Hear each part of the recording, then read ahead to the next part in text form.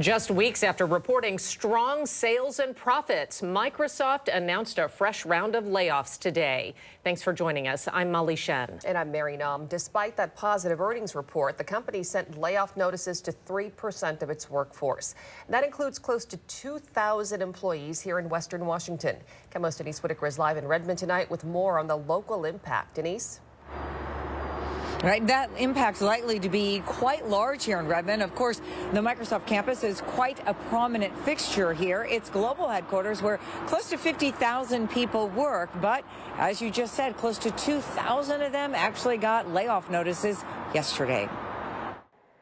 This new round of layoffs, the company said, cuts across all regions and all positions, though the focus is at the managerial level. During this last earnings call in April, Microsoft's chief financial officer said their headcount was 2% higher than a year earlier. Microsoft says this round of streamlining will minimize redundancy and improve efficiency. While this move may help the company's bottom line, it's likely to hurt local businesses. A lot of our business does generate from Microsoft. Shante Duckworth, assistant general manager at Bai Tong Thai, tells me many Microsoft employees are regulars at this restaurant. With the way the cost of goods is going up, the tariffs, the economy, and then now again, like people's livelihoods are just on the line. It affects the whole process. When we asked for a company statement, we received this. We continue to implement organizational changes necessary to best position the company for success in a dynamic marketplace. Duckworth tells me the layoffs will not just affect their customers, but some of their employees who also have connections with Microsoft. We are a family, and to see your family hurting during these times, it really weighs heavy on us. Now, Microsoft tells us that they do adjust their workforce even during good times. And this particular round of layoffs is meant to give employees more time to focus and leverage new technologies. Denise, when was the last time Microsoft made a workforce adjustment like this? They did just actually have a round of layoffs just a few months ago in January. That was a much smaller round, and those layoffs, they said, were performance-based. This round at 3%, however, about 6,000 worldwide, is just 2 years after the last big round. That was a little bit larger, about 5% or 10,000 employees back in 2023. Live in Redmond, Denise Whitaker, KOKH News. Word that Microsoft is cutting thousands of jobs across the company. Multiple business media outlets now reporting those cuts could impact up to 3% of Microsoft's entire workforce. Microsoft's website says the company currently employs around 228,000 workers worldwide. That would mean layoffs impacting more than 6,000 positions.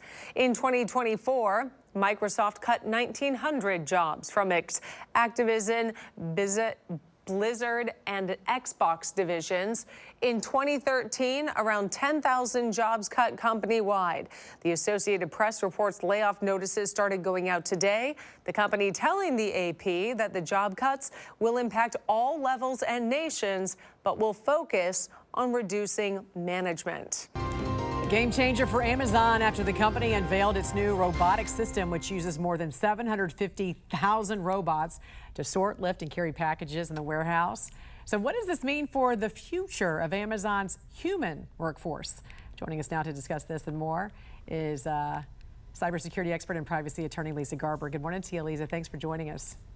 Hi, Jan. Great to see you. We want to start with Amazon. Now using this AI technology, the company has created a system called Vulcan, which uses robots that actually have a sense of touch. Explain how this works.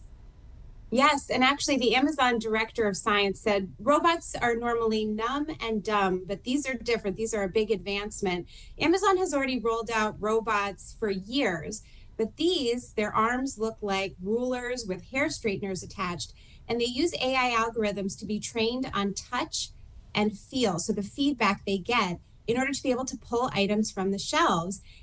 And they've said they're already helping with millions of orders, half a billion orders already in Washington State and in parts of Germany. How is this move different from the company's 2023 robotic venture, and how many human jobs will be replaced now as a result of this? That is certainly the biggest question right now. And Vulcan is different than the 2023 robot we saw, which was called Digit, which was supposed to look a little bit more like a human with 2 legs. And Digit was rolled out, but it wasn't successfully deployed. They're still trying to figure out how to make it save money and help the company become more efficient. But really, Amazon has said this is an opportunity for its workforce. They will train you up. They will help you learn more about robotics, how to repair these systems, have them be operational on the floor. So these jobs obviously will stay for now, but over the next decade or so, we could see a transition into what kind of skills are necessary to work at the Amazon warehouse. Sounds like a big shift there.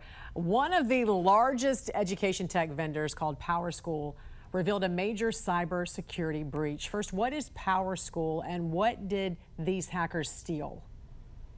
PowerSchool is one of the largest educational tech vendors in the world. And really, it's a platform for schools to use to carry out regular tasks like communication, track attendance, manage certain records, track professionals that work there as well.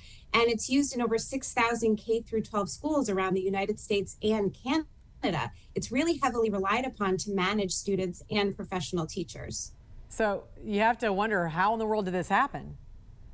Exactly. So really, it looks like they missed a basic cybersecurity, cyber hygiene step, which is having multi-factor authentication. That little annoying step that as you enter a password and then a secondary code, it looks like a malicious hacker gained access to its HR system using credentials that it stole. There was no double check, including the multi-factor authentication. It was able to access records related to 62 million kids and 10 million teachers. And the school actually paid a ransom and attempted to negotiate with the malicious hacker. And it looks like the hacker didn't follow through with their word to delete the data after the payment. So unfortunately, we're now seeing extortion attempts on schools around the United States and Canada to have the schools pay again to hide that data. And it included social security numbers, medical records, attendance, things like that. Okay, so as a parent, how do you know if your children are now at risk and what can you do to protect their information?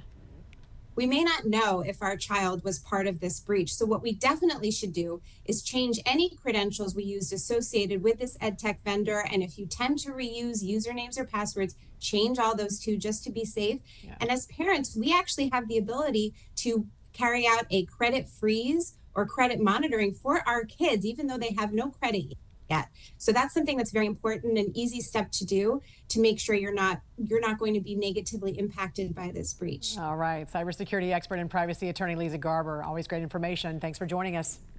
Thank you, Jan.